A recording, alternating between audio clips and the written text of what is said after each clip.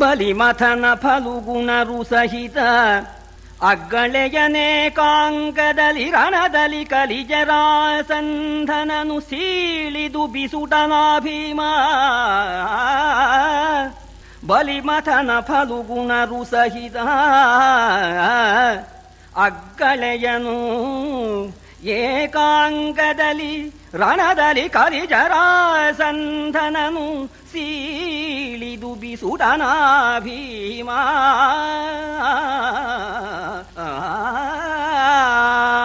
ವೀರನಾಗಿರ್ತಕ್ಕಂಥ ಭೀಮಸೇನ ಕೃಷ್ಣಾರ್ಜುನರೊಡನೆ ಜರಾಸಂಧನ ಆ ಪಟ್ಟಣಕ್ಕೆ ಹೋಗಿ ದ್ವಂದ್ವ ಯುದ್ಧದಲ್ಲಿ ಜರಾಸಂಧನ್ನ ಸೀಳಿ ಹಾಕಿದ ಅಂತನ್ನೋದು ಕಥಾವಸ್ತು. ಜರಾಸಂಧ ವಧ ಕಿಂಚಿತ್ ಪೂರ್ವ ಕಥಾನುವಾದ. ನಾರದ ಋಷಿಗಳು ಧರ್ಮರಾಜನಿಗೆ ರಾಜಸೂಯ ಯಾಗ ಮಾಡು, ರಾಜಸೂಯ ಯಾಗ ಮಾಡಿದರೆ ನಿಮ್ಮಪ್ಪನ್ನ ಸ್ವರ್ಗಕ್ಕೆ ಕರ್ಕೊಂಡು ಹೋಗ್ತಾರೆ ಅಂತ ಹೇಳೋಣ, ನಮ್ಮ ಹತ್ರ ಆಗತ್ಯೆ ಅಂತ ಧರ್ಮರಾಜ ಸ್ವಲ್ಪ ಸಂದೇಹ ಪಡೋಣ. ಆಗದೆ ಏನಪ್ಪ, 4 ಜನ ತಮ್ಮಂದ್ರಿಲ್ವೇನಪ್ಪ? ಹೂಂತನಪ್ಪ, ಆಗತ್ತೆಪ್ಪ ಅನ್ನೋಣ. ಹೂನ್ ನೋಡ ಬರ್ತೇನೆ ಅಂದ್ರು. ನಾರದರು ಹೊರಟೋಗ್ಬಿಟ್ರು. ನಾರದರು ಏನೋ ಪ್ರೋತ್ಸಾಹ ಕೊಟ್ಬಿಟ್ರು. ರಾಜಸೂಯ ಅಂದ್ರೆ ಏನು ಸಾಮಾನ್ಯವೇ? ಬಹಳ ಯೋಚನೆ ಆಯಿತು ಧರ್ಮರಾಜನಿಗೆ.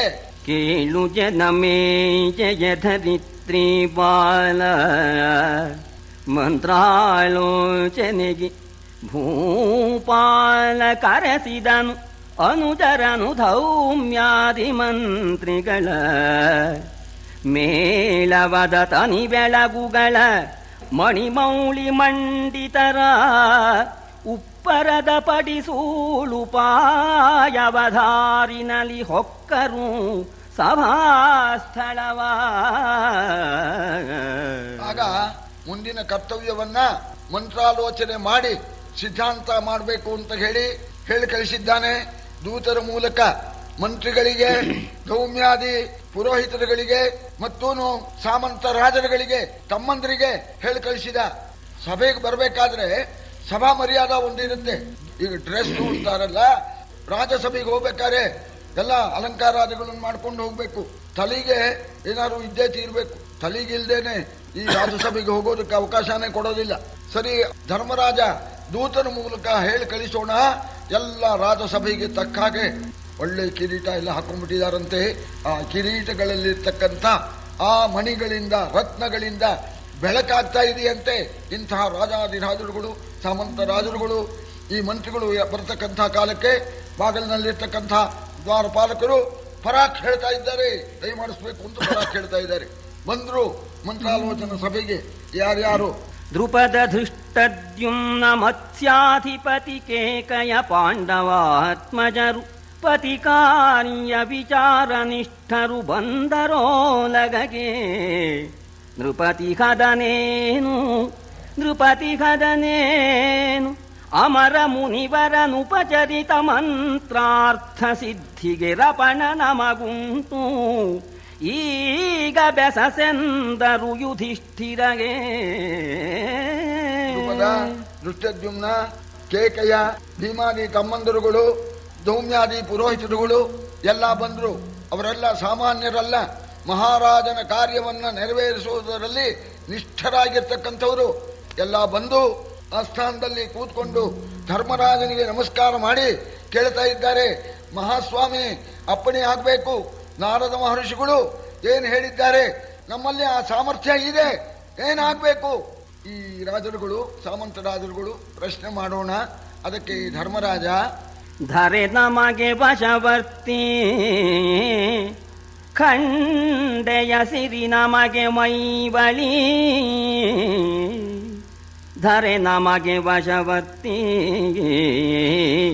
ಖಂಡೆಯ ಸಿರಿ ನಮಗೆ ಮೈಬಳಿ. ಯುಧಿಷ್ಠಿರ ನರಸುತನ ನಳನ ಕುಶನೃಗ ಭರತಾದಿ ಭೂಮಿ ಪರಮರೆಸಿತೆಂಬುದು ಲೋಕವು. ಯುಧಿಷ್ಠಿರ ನರಸುತನ ನಳನ ಕುಶನೃಗ ಭರತಾದಿ ಭೂಮಿ ಪರಮರೆಸಿತೆಂಬುದು ಲೋಕವು. ಈ ನಿಬ್ಬರದ ಕೆಸರೆ ಮಗಿಂದು ಬೊಪ್ಪನ ಸಿರಿಯನೇ ವಂದಿಸುವೆನು. ಬೊಪ್ಪನ ಸಿರಿಯನೇ ವಣ್ಣಿಸುವೆನು ಎಂದನು ಸುಯಿದು ಯಮಸೂನು. ಸ್ವಲ್ಪ ಸಂಕಟವಾಗಿ ನಿಟ್ಟುಸಿರು ಬಿಡುತ್ತಾ ಧರ್ಮರಾಜ ಹೇಳ್ತಾ ಇದ್ದಾನೆ, ಈ ಭೂಮಿ ನಮ್ಮ ಅಧೀನವಾಗಿದೆ. ಧರ್ಮರಾಜನ ಆ ರಾಜ್ಯಭಾರದ ವೈಖರಿ ಈ ಹಿಂದೆ ಆಳಿರ್ತಕ್ಕ ನಳ, ನಹುಷ ಮೊದಲಾಗಿರ್ತಕ್ಕಂಥ ಆ ಚಕ್ರವರ್ತಿಗಳ ಆಳ್ವಿಕೆಯನ್ನು ಮೀರಿಸಿಬಿಟ್ಟಿದೆ ಎಂಬತಕ್ಕಂಥ ಕೀರ್ತಿ ಈ ಲೋಕದಲ್ಲೆಲ್ಲ ಹಬ್ಬಿಬಿಟ್ಟಿದೆ. ಇದು ನಮಗೆ ದೊಡ್ಡ ಗೌರವ ಬಂದಿದೆ. ಏನು ಪ್ರಯೋಜನ? ಅಲ್ಲಿ ನಮ್ಮಪ್ಪ ಸರಿಯಾದ ಸ್ಥಿತಿಯಲ್ಲಿ ಇಲ್ಲ. ನಮ್ಮಪ್ಪನ ವಿಷಯನ ನಾರದರು ಹೇಳಿದರು, ಕೇಳಿದೆ. ಏನು ಹೇಳಲಿಪ್ಪ, ನಮಗಿಷ್ಟೆಲ್ಲ ಇದ್ದೇನು ಪ್ರಯೋಜನ? ಅಲ್ಲಿ ಅಪ್ಪನ ಸ್ಥಿತಿ ಏನಾಗಿದೆ ಅಪ್ಪನಿಗೆ ಅಂತ ಕೇಳಿದರು. ಅಲ್ಲಿ ಸುರರಲ್ಲಿ ಸುಪ್ರತಿಷ್ಠಿತರಲ್ಲಗಡ ಪಾಂಡುಕ್ಷಿತೀಶ್ವರನು. ಅಲ್ಲಿ ಸುರರಲ್ಲಿ ಸುಪ್ರತಿಷ್ಠಿತನಲ್ಲಗಡ ಪಾಂಡುಕ್ಷಿತೀಶ್ವರನು. ಇಲ್ಲಿ ವೈಭವಗೇನು ಫಲ ನಾವವರ ಸದ್ಗತಿಗೆ. ಇಲ್ಲಿ ರಚಿಸಿದ ರಾಜಸೂಯದಿನೆಲ್ಲಬಹುದಯ್ಯಂಗೆ ಅವರ ಸದ್ಗತಿಗೆ. ನಾವಿಲ್ಲಿ ರಚಿಸಿದ ರಾಜಸೂಯದಿಯೆಲ್ಲಬಹುದಯ್ಯಂಗೆ ಮಖವಿದು ದುರ್ಲಭವು ಕೈಕೊಂಡೆವಾವು ಆವುದು ಮಂತ್ರವಿದಕ್ಕೆ. ಮಖವಿದು ದುರ್ಲಭವು ಇದ ಕೈಕೊಂಡೆವಾವು ಆವುದು ಮಂತ್ರವಿದಕ್ಕೆಂದ. ಇಷ್ಟೆಲ್ಲ ವೈಭವ ನಮಗೆ ಇದೆ, ಆದರೆ ಏನು ಪ್ರಯೋಜನ? ನಮ್ಮಪ್ಪನ್ನ ಸ್ವರ್ಗಕ್ಕೆ ಸೇರಿಸಿಲ್ವಂತೆ.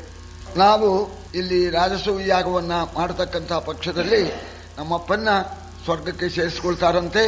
ಇಂದ್ರನ ಜೊತೆ ಸಿಂಹಾಸನದಲ್ಲಿ ಅವನು ಕೂತ್ಕೊಳ್ಬಹುದಂತೆ ಅಂತ ನಾರದರು ಹೇಳಿದರು. ಸರಿ, ನಾನು ರಾಜಸೂಯ ಯಾಗ ಮಾಡೋದು ಹೇಗಪ್ಪ ಅಂತ, ಬಹಳ ದುರ್ಲಭವಾದ್ದು, ಯಾರಿಂದಲೂ ಕೂಡ ರಾಜಸೂಯ ಯಾಗವನ್ನ ಮಾಡೋದು ಸಾಧ್ಯವಿಲ್ಲ. ನಾರದರು ಹೇಳಿದರು, ಆಗಲಿ ಅಂತ ಹೇಳಿ ಒಪ್ಕೊಂಡ್ಬಿಟ್ಟಿದ್ದೀನಿ, ಮಾಡ್ತೀನಿ ಅಂತ ಒಪ್ಕೊಂಡಿದ್ದೀನಿ. ಏನು ಮಾಡಬೇಕೋ ತೋಚ್ತಾ ಇಲ್ಲ. ಅದಕ್ಕೋಸ್ಕರ ಮಂತ್ರಾಲೋಚನೆಗೆ ತಮ್ಮನ್ನು ಕರೆಸಿದೆ ಎಂದ. ಆಗ ನೋಡಿ ಎಂಥವರು ಆ ಧರ್ಮರಾಜನಿಗೆ ಎಂಥ ಸಹಾಯಕರು ಇದ್ದಾರೆ ಅಂತ ಅನ್ನೋದು ಇಲ್ಲಿ ವ್ಯಕ್ತವಾಗುತ್ತೆ. ಏನು ಮಾಡೋಣ ಅಂತ ನಿಮ್ಮನ್ನು ಕರೆಸಿದ್ದೇನೆ ಅಂತ ನೋಡ. ಅದಕ್ಕೆ ಹೇಳ್ತಾರವರು, ಆಗಲಿದಕ್ಕೆ ನರಸ ದೀಕ್ಷಿತನಾಗು ನಿರುಪಮ ರಾಜಸೂಯಕ್ಕೆ ಭಾಗಧನವನು ಭೂಮಿ ಪರಸದೆದೆಳೆದು ತಗೆವು ಎಂದು ಆಗರುವರು ಬೇಳೆ.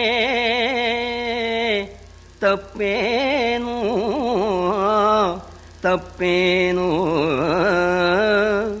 ಆಗಲಿ ಈ ಗೋವಿಂದ ಮತದಲ್ಲಿ ತೂಗಿ ನೋಡುವೆ ವಿದರ ತೂಕವನು. ಗೋವಿಂದ ಮತದಲ್ಲಿ ತೂಗಿ ನೋಡುವೆವು ಇದರ ತೂಕವನು ಎಂದನ ಭೂಪ. ಆಗಲೇ ಅದಕ್ಕೇನು ದೀಕ್ಷಿತನಾಗು, ರಾಜಸೂಯಕ್ಕೆ ಬೇಕಾದಂಥ ಆ ಹಣವನ್ನ ಎಲ್ಲ ರಾಜಾಧಿರಾಜರುಗಳನ್ನು ಗೆದ್ದು ಕಪ್ಪವಾಗಿ ತಂದು ಒಪ್ಪಿಸ್ತೇವೆ ಅಂತ ಎಲ್ಲ ಉತ್ಸಾಹದಿಂದ ಹೇಳ್ತಾ ಇದ್ದಾರೆ. ಅದು ಕೇಳಿದ ಧರ್ಮರಾಜ, ಸರಿ ನೀವು ಹೇಳಿದ ಸಮ ಕೃಷ್ಣನ್ ಕೇಳಿ ಯಾವುದು ತೀರ್ಮಾನ ಮಾಡೋಣ ಅಂದ. ನೋಡಿ, ಕೃಷ್ಣನ್ ಕೇಳಿ ಯಾವುದು ತೀರ್ಮಾನ ಮಾಡೋಣ ಅನ್ನೋ ಮಾತಿಗೂ ಆ ಕವಿಗಳು ಹೇಳತಕ್ಕ ಜೋಕು ನೋಡಿ ನೀವು. ಆಗ್ಲೇ ಒಪ್ಕೊಂಡೆ. ಇದರ ತೂಕ ಎಷ್ಟಿದೆ ಅಂತನ್ನೋದು ನಮಗೆ ಹೊರಕ್ಕೆ ಆಗತ್ತೋ ಇಲ್ವೋ ಎಂಬತಕ್ಕಂಥದ್ದನ್ನ ಗೋವಿಂದನ ಅಭಿಪ್ರಾಯವೆಂಬತಕ್ಕ ತಕ್ಕಡಿಯಲ್ಲಿ ತೂಕಿ ನೋಡೋಣ. ನೋಡಿ ಜೋಕು ಇದು. ಗೋವಿಂದ ಮದದಲ್ಲಿ ತೂಗಿ ನೋಡುವೆನು ಇದರ ತೂಕವನು ಅಂತ. ತೀರಾ ಭಾರ ಆದ್ರೆ ಎತ್ತಕ್ಕಾಗತ್ತೇನೋ? ಆ ಜೋಕು ಕವಿ ಹೇಳ್ತಾ ಇದ್ದಾನೆ, ಇದ್ರ ತೂಕ ನೋಡೋಣ, ಕೃಷ್ಣನ ಒಪ್ಪಿಗೆ ಮೇಲೆ ಕೆಲಸ ಮಾಡೋಣ ಅಂತ ಹೇಳಿ ಆ ಕೂಡ್ಲೇನೆ ಕಳುಹಿದನು ಸಾರಥಿಯನು. ಆರಥ ಕೆಲವು ದಿವಸಕ್ಕೆ ಕೃಷ್ಣ ಭವನ ಸ್ಥಳದ ಹೊರಬಾಗೆಯಲಿ ಚಾಚಿತು ಚಪಲ ಗಮನದಲ್ಲಿ ಒಳಗೆ ಬಂದನು ಪಾಬುಡವ ಮುಂದಿಳುಹಿದನು ಒಳಗೆ ಬಂದನು ಪಾಬುಡವ ಕೃಷ್ಣನ ಮುಂದಿಳುಹಿದನು ಕೃಷ್ಣಂಗೆ ಪಾಂಡವ ತಿಲಕ ನಟ್ಟಿದ ಕದನ ಭಿನ್ನಗ ಮಾಡಿದನು ಬಳಿಕ ಇಂದ್ರಸೇನ ಅಂತ ಪಾಂಡವರ ಸಾರಥಿ. ಆ ಸಾರಥಿನ ದ್ವಾರಕಾಪಟ್ಟಣಕ್ಕೆ ಹೋಗಿ ಭಗವಂತನ ಕಂಡು ಈ ವಿಷಯವನ್ನು ತಿಳಿಸಿ ಜಾಗ್ರತೆ ಪರಮಾತ್ಮನ ಕರ್ಕೊಂಡು ಬಾ ಅಂತ ಹೇಳಿ ಕಳಿಸಿಕೊಟ್ಟಿದ್ದಾನೆ. ಕಾಣಿಕೆನೂ ಕಳಿಸಿದ್ದಾನೆ. ಆ ಸಾರಥಿಯೂ ಕೂಡ ಮಾರ್ಗದಲ್ಲಿ ಹೆಚ್ಚು ವಿಶ್ರಾಂತಿ ತೆಗೆದುಕೊಳ್ಳದೇನೆ ಆದಷ್ಟು ಬೇಗ ಪರಮಾತ್ಮನ ನೋಡಬೇಕು, ಕರ್ಕೊಂಡು ಬರಬೇಕು ಅಂತ ಹೇಳಿ ಪ್ರಯಾಣದಲ್ಲಿ ಆಯಾಸವನ್ನು ಲಕ್ಷಿಸ್ತೇನೆ. ಕೆಲವು ದಿವಸ ಪ್ರಯಾಣ ಮಾಡಿ ದ್ವಾರಕಾಪಟ್ಟಣಕ್ಕೆ ಹೋಗಿ ಅರಮನೆಯ ಮುಂದೆ ರಥವನ್ನು ಬಿಟ್ಟು ರಥದಿಂದ ಇಳಿದು ಆ ಕಾಣಿಕೆ ತೆಗೆದುಕೊಂಡು ಹೋಗಿ ಪರಮಾತ್ಮನ ಮುಂದೆ ಒಪ್ಪಿಸಿಬಿಟ್ಟು ಧರ್ಮರಾಜ ಹೇಳಿ ಕಳಿಸಿರ್ತಕ್ಕಂಥ ಮಾತನ್ನು ಹೀಗೆ ಯಜ್ಞ ಮಾಡಬೇಕು ಅನ್ನೋ ಯೋಚನೆಯಲ್ಲಿ ಇದ್ದಾರೆ. ತಮ್ಮನ್ನು ಕರ್ಕೊಂಡು ಬಾ ಅಂತ ಹೇಳಿದರು ಅಂತ ಹೇಳಿ ವಿಜ್ಞಾಪನೆ ಮಾಡಿಕೊಂಡ. ತಿಳಿದನಲ್ಲಿಯ ರಾಜಕಾರ್ಯದ ನೆಲೆಯನು ತಿಳಿದನಂದಿಯ ರಾಜಕಾರ್ಯದ ನೆಲೆಯನು ಅಕ್ರೂರಾದಿ ಸಚಿವರ ತಿಳುಹಿದನು ಶಿಶುಪಾಲ ಕಂಸನ ಮಾವನಂತಿವರ ಕೊಲುವಡಿದುಹದ ಶಿಶುಪಾಲ ಕಂಸನ ಮಾವನಿಂತಿವರ ಕೊಲುವಡಿದುಹದ ನಮ್ಮ ಭಾವನ ನಿಲಯದುತ್ಸಹ ಸೌಮನಸ್ಯವ ಬಳಸುವರೆ ಹೊತ್ತಿದು ಮನೋರಥ ಸಿದ್ಧಿ ನಮಗೆಂದ. ನಾರದ ಮಹರ್ಷಿಗಳು ಧರ್ಮರಾಜನಿಗೆ ರಾಜಸೂಯಾಗ ಮಾಡುವಂತ ಪ್ರೋತ್ಸಾಹ ಮಾಡಿ ಅವನು ಒಪ್ಕೊಂಡ ಮೇಲೆ ಅಲ್ಲಿಂದ ದ್ವಾರಕಾಪಟ್ಟಣಕ್ಕೆ ಹೋಗಿದ್ದಾರೆ. ದ್ವಾರಕಾಪಟ್ಟಣಕ್ಕೆ ಹೋಗಿ ಭಗವಂತನ ನೋಡಿಬಿಟ್ಟು ಪರಮಾತ್ಮ ಆ ಶಿಶುಪಾಲ ದುಂಡಾವರ್ತಿಯಿಂದ ವರ್ತಿಸ್ತಾ ಇದ್ದಾನೆ, ಆ ಶಿಶುಪಾಲನ ಕಾಟದಿಂದ ಬಹಳ ತೊಂದರೆ ಆಗ್ತಾ ಇದೆ, ಯಾಕೆ ಉದಾಸೀನ ಮಾಡ್ತಾ ಇದೀಯಾ, ಆದಷ್ಟು ಬೇಗ ಶಿಶುಪಾಲನ ಸಂಹಾರ ಮಾಡಿ ಲೋಕಕ್ಕೆ ಕ್ಷೇಮವನ್ನು ಉಂಟು ಮಾಡು ಅಂತ ಪ್ರಾರ್ಥನೆ ಮಾಡಿದರು. ಆಗಬಹುದು ಅಂತ ಕೃಷ್ಣ ಒಪ್ಕೊಂಡ. ಅಲ್ಲೂ ನಾರದರ ಕೆಲಸವೇ ಅಷ್ಟು ಹೇಳಿದ್ರು, ಅಲ್ಲಿಂದ ಹೊರಟೋಗ್ಬಿಟ್ರು. ಆಗ ಅವನು ಸಭೆ ಸೇರಿಸಿದಾನೆ ಕೃಷ್ಣ. ಶಿಶುಪಾಲನ್ನ ಕೊಲ್ಲಬೇಕು ಅಂತ ನಾರದರು ಹೇಳಿದ್ದಾರೆ, ಏನು ಮಾಡಬೇಕು ಅಂತ ಸಭೆ ಸೇರಿಸ್ತಾ ಇದ್ದಾನೆ. ಅಷ್ಟೊತ್ತಿಗೆ ಈ ಇಂದ್ರಸೇನ ಹೋಗಿ ಈ ರೀತಿ ಯಜ್ಞ ಮಾಡಬೇಕಂತೆ, ಬರಬೇಕು ಅಂತ ರಥ ಕಳಿಸಿದ್ದಾರೆ ಅಂತ. ಯಕ್ಷಮಾಣೇನ ಹೂತಃ ಪಾರ್ಥೇನಾಥ ದ್ವಿಷನ್ಮುರಂ ಅಪಿ ಚೈದ್ಯಂ ಪ್ರತಿಷ್ಠಾಸುಗು ಆಸೀತ್ ಕಾರ್ಯದ್ವಯಾಕುಲ. ನಾರದರು ಹೇಳಿದಂತೇನೆ ಶಿಶುಪಾಲನ ವಧೆಗೆ ಹೋಗಬೇಕೆ. ಈಗ ಇಂದ್ರಸೇನ ಬಂದು ಕರೀತಾ ಇದ್ದಾನೆ, ನಿಮ್ಮ ಭಾವ ಧರ್ಮರಾಜ ಯಜ್ಞ ಮಾಡ್ತಾನೆ, ನೀವು ಬರಬೇಕಂತೆ ಅಂತ ಕರೆಯೋಕೆ ಬಂದಿದ್ದಾನೆ. ಈಗ ಎಲ್ಲಿಗೆ ಹೋಗೋದು? ಇಂದ್ರಪ್ರಸ್ಥಪಟ್ಟಣವೇ ಒಂದು ಕಡೆಯಲ್ಲಿ, ಆ ಶಿಶುಪಾಲ ಇರೋದು ಚೈತ್ಯ ದೇಶದಲ್ಲಿ. ಈಗ ಏನು ಮಾಡಬೇಕು? ಕೃಷ್ಣನಿಗೆ ಗೊತ್ತಿದ್ರೂ ಕೂಡ ಮಂತ್ರಾಲೋಚನೆ ಸಭೆ ಕರೆದ. ಆ ಕೃಷ್ಣನ ಮಂತ್ರಾಲೋಚನೆಯ ಸಭೆಯಲ್ಲಿ ಉದ್ಧವ, ಅಕ್ರೂರ ಮೊದಲಾಗಿರ್ತಕ್ಕಂಥವರೆಲ್ಲ ಎಲ್ಲ ಸೇರಿದ್ದಾರೆ. ಎಲ್ಲ ಸೇರಿದಾಗ ಏನು ಮಾಡಬೇಕು ಅಂತ ವಿಚಾರ ಬಂತು. ಅಷ್ಟೊತ್ತಿಗೆ ಏನಾಗಿದೆ ಅಂದರೆ, ಈ ಜರಾಸಂಧ 84 ಜನ ರಾಜರುಗಳನ್ನು ಯುದ್ಧದಲ್ಲಿ ಗೆದ್ದು ಅವರಿಗೆ ಕಪ್ಕಾಣಿಕೆಯನ್ನು ತೆಗೆದುಕೊಳ್ಳದೇನೆ ಅವರನ್ನೆಲ್ಲ ಕರ್ಕೊಂಡು ಬಂದು ತನ್ನ ಕಾರಾಗಾರದಲ್ಲಿ ಅವ್ರನ್ನ ಹಾಕಿ ಇಟ್ಬಿಟ್ಟಿದ್ದಾನೆ. ಅವ್ರನ್ನೆಲ್ಲ ಜೈಲಿಗೆ ಹಾಕಿಟ್ಟಿದ್ದಾನೆ. ಇನ್ನು 16 ಆಗಬೇಕಾಗಿದೆ. 84 ರಾಜರು ಆಗಲೇ ಅಲ್ಲಿ ಸಿಕ್ಕೊಂಡು ಬಿಟ್ಟಿದ್ದಾರೆ. ಇನ್ನು 16 ಆದರೆ 100 ಆಗತ್ತೆ. ಆಗ ಪಶು ಯಾಗ ಮಾಡಿಬಿಡಬೇಕು ಪರಮೇಶ್ವರನ ತೃಪ್ತಿಗೆ ಅಂತ ಹೇಳಿ ಈ ರಾಜರನ್ನೆಲ್ಲ ಯಾಗ ಮಾಡಬೇಕು ಅಂತ ಮಾಡ್ಕೊಂಡಿದ್ದಾನವ. ಆ ರಾಜರು ಪಾಪ ಒದ್ದಾಡ್ತಾ ಇದ್ದಾರೆ, ನಮಗೆ ಬಿಡುಗಡೆ ಇಲ್ಲ ಅಂತ ಹೇಳಿ ದೂತರ ಮೂಲಕ ಕೃಷ್ಣನಿಗೆ ಹೇಳಿ ಕಳಿಸ್ತಾರೆ. 16 ಕಮ್ಮಿ ಇರೋದ್ರಿಂದ ಬದುಕೊಂಡಿದ್ದೀವಿ, 16 ಭರ್ತಿ ಆಗಿಬಿಟ್ರೆ ನಮ್ಮ ಕಥೆ ಮುಗೀತು, ನೀನೇನೇ ನಮ್ಮನ್ನು ಕಾಪಾಡಬೇಕು, ನಾವು ಅನಾಥರಾಗಿ ಇವನ ಕಾರಾಗಾರದಲ್ಲಿ ಕೊಳಿತಾ ಇದ್ದೇವೆ ಅಂತ ಹೇಳಿ ಕಳಿಸಿದರು. ಈಗ 3 ಆಯಿತು. ಏನ್ ಮಾಡಬೇಕು ಅಂತ ವಿಚಾರ ಬಂತು. ಅಕ್ರೂರ, ಉದ್ಧವ ಎಲ್ಲ ತಮ್ಮ ಅಭಿಪ್ರಾಯ ಹೇಳಿದ್ರು. ಕೊನೆಯದು ಕೃಷ್ಣನ ಅಭಿಪ್ರಾಯ. ಅವನು ಕೃಷ್ಣ ಹೇಳಿಬಿಟ್ಟ, ನಾರದರು ಹೇಳಿದ್ದು ಸರಿ, ಧರ್ಮರಾಜ ಆಹ್ವಾನವೂ ಸರಿ, ರಾಜರು ಹೇಳಿ ಕಳಿಸಿದ್ದು ಸರಿ, ಎಲ್ಲ ಈ ನಾವು ಯಜ್ಞಕ್ಕೆ ಹೋಗೋಣದ್ರಿಂದ ಆಗತ್ತೆ ಎಂದ ಕೃಷ್ಣ. ಧರ್ಮರಾಜ ಒಳ್ಳೆ ಸಹೃದಯನಾಗಿ ಯಜ್ಞ ಮಾಡಬೇಕು ಅಂತ ಹೇಳಿ ಕಳಿಸಿದ್ದಾನೆ. ನಾವು ಅಲ್ಲಿಗೆ ಹೋಗ್ಬಿಟ್ರೆ ಎಲ್ಲ ಕೆಲಸವೂ ಆಗತ್ತೆ ಅಂತ. ರಾಜಸೂಯ ಯಾಗ ಮಾಡತಕ್ಕಂಥವನು ಸಕಲ ರಾಜರನ್ನು ಕೂಡ ಗೆದ್ದು ಮಾಡಬೇಕು. ರಾಜಸೂಯ ಯಾಗ ಮಾಡೋನು ಎಲ್ಲ ರಾಜರನ್ನು ಗೆಲ್ಬೇಕಾದ್ರೆ ಕೆಲವು ಜನರನ್ನು ಈಗ ಗೆದ್ದಿದಾನಲ್ಲ, ಇವನ್ ಸಮಾನ ಮಾಡಿಬಿಟ್ರೆ ಅಷ್ಟೆಂದ್ರ ರಾಜರನ್ನು ಗೆದ್ದಾಗತ್ತಲ್ಲ, ಈ ಕೆಲಸವೂ ಆಗತ್ತೆ. ಧರ್ಮರಾಜನ ಯಾಗಕ್ಕೆ ಹೋಗತಕ್ಕಂಥ ಪಕ್ಷದಲ್ಲಿ ಜರಾಸಂಧ, ಕಂಸನ ಮಾವ ಇವರ ವಧೆಯೂ ಆಗತ್ತೆ, ಧರ್ಮರಾಜನ ಯಾಗವೂ ಕೂಡ ನಡೆಯುತ್ತೆ ಅಂತ ಹೇಳಿ ಪರಮಾತ್ಮ ತೀರ್ಮಾನ ಮಾಡಿ ಪ್ರಯಾಣ ಮಾಡೋದಕ್ಕೆ ಸಿದ್ಧನಾಗಿ ಎಂದು ವಸುದೇವಾದಿ ಯಾದವ ವೃಂದವನು ಬಲಭದ್ರ ರಾಮನ ಹಿಂದಿರಿಸಿ ಬಳಿಕ ಇಂದ್ರಸೇನನ ಕೂಡೆ ಒಲವಿನ ನೀ ಬಂದನಿಂದ್ರ ಪ್ರಸ್ಥ ಪಟ್ಟಣಗೆ ಇಂದ್ರಸೇನನ ಕೂಡೆ ಒಲವಿನಲಿ ಬಂದನಿಂದ್ರ ಪ್ರಸ್ಥ ಪಟ್ಟಣಗೆ ಅಂದು ಒಸಗೆಯ ಗುಡಿಯ ತೋರಣದಿಂದ ಕನ್ನಡಿ ಕಳಶದನಿ ಕೊಂಡಾಡಿದರು ಹರಿಯ.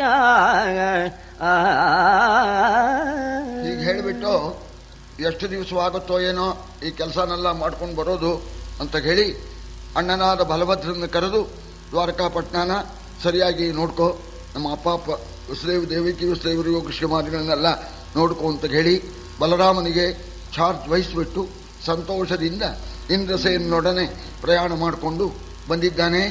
ಬರ್ತಕ್ಕಂತಹ ಕೃಷ್ಣನ್ನ ಪಟ್ಟಣದಲ್ಲೆಲ್ಲ ತೋರಣ ಕಟ್ಟಿ ಬಾವುಟ ಏರಿಸಿಬಿಟ್ಟು ಮಹಾವೈಭವದಿಂದ ಕಲಶ ಕನ್ನಡಿ ಮೊದಲಾದ ವೈಭವದಿಂದ ಪರಮಾತ್ಮನ ಬಂದು ಪಾಂಡವರು ಎದುರುಗೊಂಡಿದ್ದಾರೆ.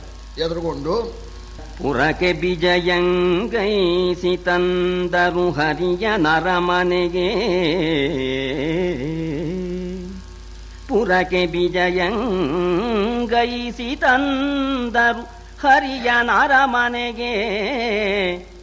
ಇನಿವರಂತಃಪುರದ ಕಾಣಿಕೆಗೊಂಡು ಬಾಂಧವ ಜನವನುಚಿತದಲ್ಲಿ ಹರಸಿ ಮಧುರ ಪ್ರೀತಿಯಿಂದಾದರಿಸಿ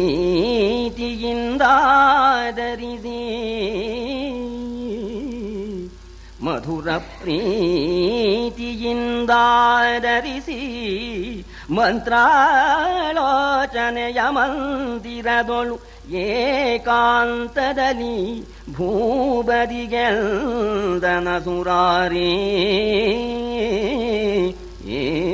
ಪರಮಾತ್ಮನ ಮೆರವಣಿಗೆಯಿಂದ ಅರಮನೆಗೆ ಕರ್ಕೊಂಡ್ಬಂದ್ರು.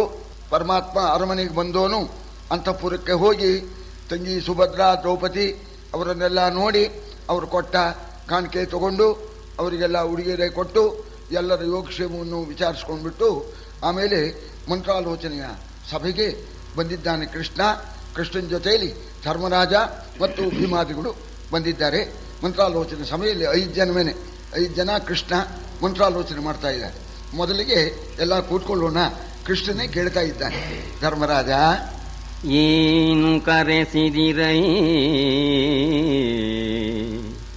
ಏನು ಕರೆಸಿದಿರೈ, ಪ್ರಯೋಜನವೇನು, ನಿಮ್ಮುತ್ಸಾಹ ಶಕ್ತಿಯೊಳೇನು ದುರ್ಘಟವು, ಏನು ಶಂಕಿತವು, ಏನು ಸಂಸ್ಖಲಿತ. ನಿಮ್ಮುತ್ಸಾಹ ಶಕ್ತಿಯೊಳೇನು ದುರ್ಘಟವು, ಏನು ಶಂಕಿತವು, ಏನು ಸಂಸ್ಖಲಿತ. ದಾನವರ ಕೌರವರ ವೈರದೊಳು ಏನು ವಿಗ್ರಹವಿಲ್ಲಲೇ, ದಾನವರ ಕೌರವರ ವೈರದೊಳೇನು ವಿಗ್ರಹವಿಲ್ಲಲೇ. ಹರನೇ ನೆನಲು ಕೃಷ್ಣಂಗೆ ಭಿನ್ನಗ ಮಾಡಿದನು ನೃಪದಿ. ಧರ್ಮರಾಜ, ಇಂದ್ರಸೇನನ ಮೂಲಕ ನನ್ನನ್ನ ಯಾಕಪ್ಪ ಕರೆಸ್ಕೊಂಡ್ರಿ? ನನ್ನಿಂದ ಏನಾಗಬೇಕಾಗಿದೆ? ನಿಮ್ಮ ಉತ್ಸಾಹ ಶಕ್ತಿಗೆ ಸಾಧ್ಯವಾಗದೇ ಇರತಕ್ಕಂಥದ್ದು ಯಾವುದಿದೆ ಅಂತ ಈಗ ಯಾವ ಕಾರ್ಯ ನಡೆಯೋದರಲ್ಲಿ ನಿಮಗೆ ಅನುಮಾನ ಬಂದಿದೆ ಅಥವಾ ಯಾವುದಾದರೂ ಒಂದು ಕಾರ್ಯಕ್ಕೆ ನೀವು ಸಂಕಲ್ಪ ಮಾಡಿದ್ದೀರಾ ಅಂತ. ಸಂಕಲ್ಪ ಕರ್ಮ ಮಾನಸಂ ಅಂತ ಮನಸ್ಸಿನಲ್ಲಿ ನಾವು ಮಾಡ್ತೇವೆ ಅಂತ ಯೋಚನೆ ಮಾಡತಕ್ಕಂಥ ಕರ್ಮಕ್ಕೆ ಸಂಕಲ್ಪ ಅಂತ ಹೆಸರು. ಯಾವುದಾದರೂ ಕರ್ಮಕ್ಕೆ ಸಂಕಲ್ಪ ಮಾಡಿದ್ದೀರಾ ಅಥವಾ ಈ ದಾನವರು ಇದಾರಲ್ಲ, ದಾನವರಿಗೆ ಸಾತ್ವಿಕರನ್ನ ಕಂಡ್ರೆ ಆಗೋಲ್ಲ. ಆ ದಾನವರ ವೈರದಿಂದಲಾಗಲಿ ಅಥವಾ ನಿಮ್ಮ ಪರಮ ಶತ್ರುಗಳು ದಾಯಾದಿಗಳು ಆ ಕೌರವರ ಆ ಶತ್ರುತ್ವದಿಂದಲಾಗಲಿ ಏನಾದರೂ ಯುದ್ಧ ಪ್ರಸಂಗ ಒದಗಿದೆಯೇ, ನಿಮಗೆ ಸಾಧ್ಯವಾಗದೇ ಇರತಕ್ಕಂಥದ್ದೇನಪ್ಪ ಅಂತ ಕೃಷ್ಣ ಕೇಳೋಣ.